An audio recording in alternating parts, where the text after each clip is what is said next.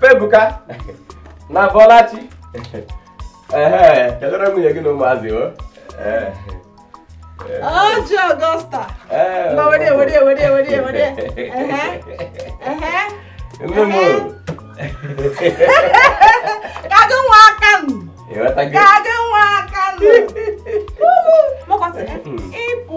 from small jet to Lista.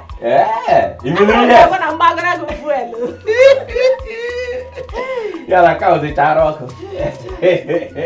Oh, Fountain Babri. I get transition. Go too soon. I just I'm on the shut up. I can't wait. You're on way to reserve. I'm on a baby try business. They say we're gonna bank. You ever try business? They say we're gonna bank. Oh, they can't in a bank now. Come down. Man on fire, man on fire. You man, you got an idea. But can I see you got an idea? Oh God, yeah. I'm not coming from a fridge. I can make a jacket plantain. Plantain? Plantain? How come no, cook plantain. I'm not about one 18. I'm about one 18. Choco. Each other. Man, they are coming well with the result. You know, the kid herself to make I bought one more match. Then I didn't want to come. I didn't watch one more match. Can I do next week? Next thing in the man, my house will chere. Go to where the kid are open there. Because I may poor food because I told me game Gabon here after 1 year. I can't run a woman like every 1 year. I'm chapter 4 children, 2 years was 8, 3 years over 1 dozen. Every source of daddy, mommy.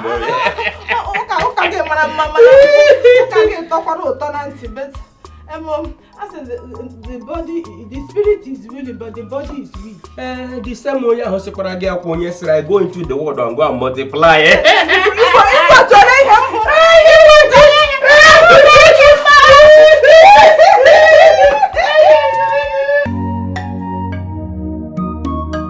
Get out of here before making out of here. Babuwa, get out of here. Get out of here before making man out of here. Bikone, calm down. Go down into no look money high Jimakia. Get a kangege. Get if Jimakia Naka Noro. No, tell me, can if Naka Noro? It's an unwrong kifeni nesweme. More bony well love won't talogi. Well, and don't bamo. Baboa, Chukwama Boyale. Iga ta for Baboa. Chukwu ama Boyale. What you hear him and Jibia?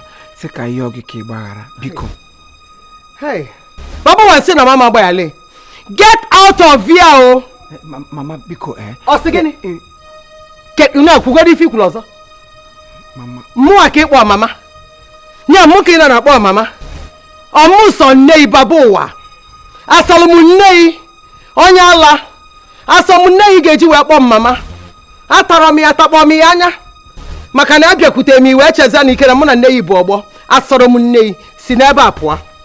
Ozola biko. Ile anya ego ni nyem. Ego ni na ha nyem o ya dị ha nwụrụ nke mkpa aka. Onya kan ska nwuchi. Babu we akali m okwu nkote. O nwere ife nji ego ya eme. Babu we zu nka mme, ụmụnne m zukwu ka eme. O nwere ife nji ego ya eme, wele eje kwa ụgwọ isi. Yes, wele atinye we kwa ụgwọ isi. Yo, ifele eme mkpi. Ifele eme. Ịchọsịla onye ga na efere ọbụrụ mkpi. Babu, enwe ka ị na-anụ. Onye nsi na ka mma na-eji maka na ama m na eji anọrọs na my side nsi ka mma na-eji enya. Nya ka idelu nwa arụ nwa agbọghọ dị ka ị ga-eje chọlọ ife arụ dị mma. chọọ ife arụ dị mma were wee na-ahazi ka ị chọrọ nke nụnwa ife dry isgola dry. Did you say it's a mommy? Kitaba gbagbuo nke na nne yi. Asom nne yi. Asem asom nne yi. Idiot. Mama Philo biko mgbara. Ana m ekwu nke ikwule ị na-akpọ mụ Mama Philo. Ngwe n'ite aka kịta nlozi aka n'iri o. Biko otu obi. Ife amaro ka esi eme ọkwa n'ọnwụ. Ihe mere na-emego. Asị m ka nyaghachi gị ihe a ka anyị nwee ike ka mụ na nwunye m ka anyị laghachizi azụ je bidozi ụwa. Baba ụwa. Ma Baba ụwa mma mgbanyale. Baba ụwa wele ga je kwụọ ụgwọ isi. Baba ụwa, get out of here or you will not like me again. Unu ada n'ife na-ekwu. Unu chọ ka mme ife unu ma na-atụ anya ya. Ọkwụ na achọrọ ịna. Unu achọrọ ịna. Ụwa chelo na anụ ma bịa. O, m ga-agba ya unu just chelo. Chelo no, mba unu apụzi na chelo ka m bịa. Anụ ma bịa.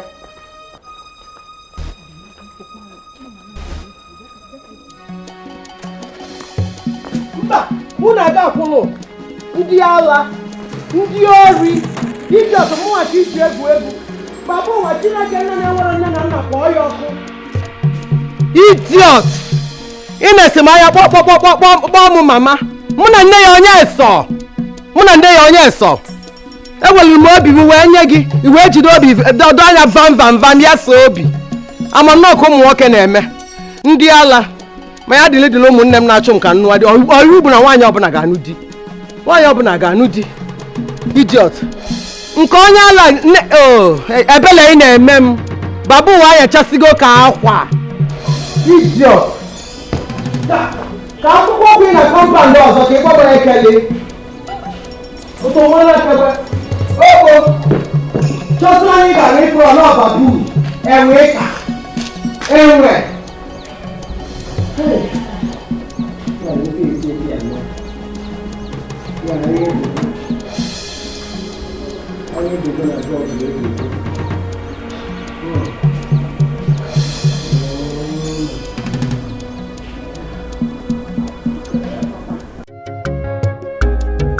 All right, thank you very much. This is Chief Imo and his crew.